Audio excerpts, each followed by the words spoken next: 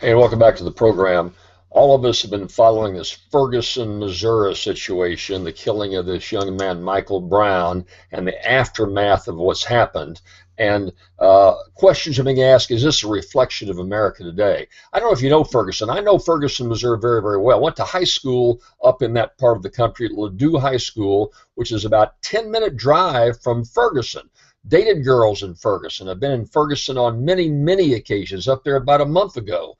Thought it was a pretty decent, middle-sized, middle America community, fairly clean. There are some problems in Ferguson. There's the crime rate that's somewhat equal to our part of the country down here in New Orleans, quite frankly.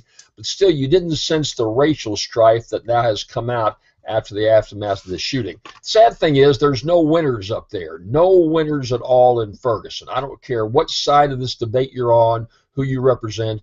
There are absolutely no winners. The public officials have handled it terribly out there by not getting in and dealing with communications and bringing community leaders together. The police department has not handled it well. Bringing the arsenal in and pointing A-47s at people in the street is just absolutely ridiculous. We found that true after Katrina down here in New Orleans, where National Guardsmen were pointing their weapons at people in the street. General Honore, remember that John Wayne dude? General Russell Honore came down and said, put those weapons down, told his soldiers, we're not here putting people under arrest and carrying on like that. Put those weapons down. Armored tanks in Ferguson, absolutely ridiculous. And of course, the Obama administration has been giving out all these armored tanks and all this riot gear that came from Iraq and Afghanistan that serves no purpose in community unrest, just completely off the wall. The governor of Missouri, he's a Democrat, and he kind of inferred, well, the police officer ought to be indicted, rushes out the National Guard, doesn't have control, didn't communicate, did a very poor job up that way. He didn't serve himself well. The president, of course, is off golfing and make a little appearance on the golf course and say, we're real concerned about this, and went right back to hitting golf balls. That is one of many crises the president should have been back in the White House facing. The attorney general played his race card, as he seems to do pretty regularly now. He goes there and talks to ministers and revisits all the times that he was prejudiced against as a young black man. Rather than trying to bring the community together, the Attorney General, Eric Holder, just made it worse. Just made it worse there in Ferguson. I'm pointing out again, I don't see any winners whatsoever. In the media, Chris Hayes with MSNBC basically says the police officer involved ought to be indicted. Daryl Wilson ought to be indicted. Then where's Daryl Wilson? Where's the police officer himself? Maybe the police department said, don't say a word. They're giving him a disservice because his side of the story is not getting out there. And these things have a way of building up in terms of influencing a potential juror. His side should be out there. There are reports that he had his eye socket damaged. Well, let's hear about it. Let's see those reports. Everything else is out there. The police department and Wilson, whoever your attorney is not serving you well by saying, don't say a word. You got to get your case out there. Make your pitch.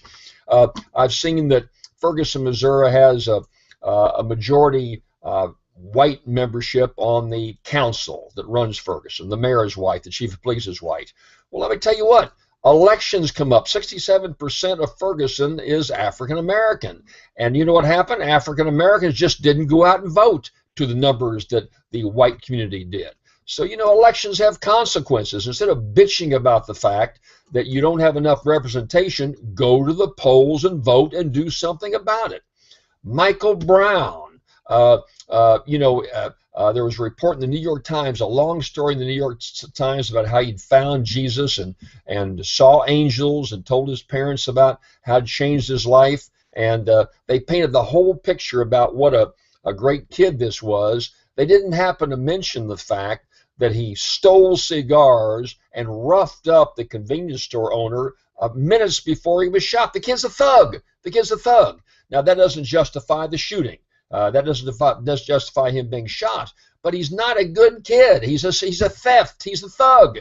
And so you go right across the board to the press, to the top officials in this country, to the governor, to the mayor, to the citizens there, to all the extremists, these organizers that came in from all over the country that created a riot situation, led to led to violence and to destruction of businesses.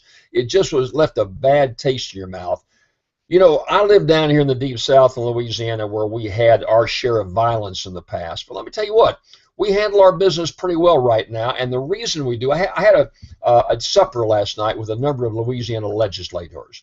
They were talking about the fact that maybe African Americans and a lot of the white legislators disagree, but they communicate, they talk to each other, they'll break bread, they'll go to each other's districts, things that aren't happening in Washington, D.C. And quite frankly, down here in this part of the country, we've not had any racial violence in a long, long time. Gina, Louisiana, 2007, and then Katrina, 2005, where you had racial overtones. Outside of that, things have been pretty calm down here. And the reason is that African-American leadership and the white leadership, they talk to each other, they communicate, they diffuse the situation.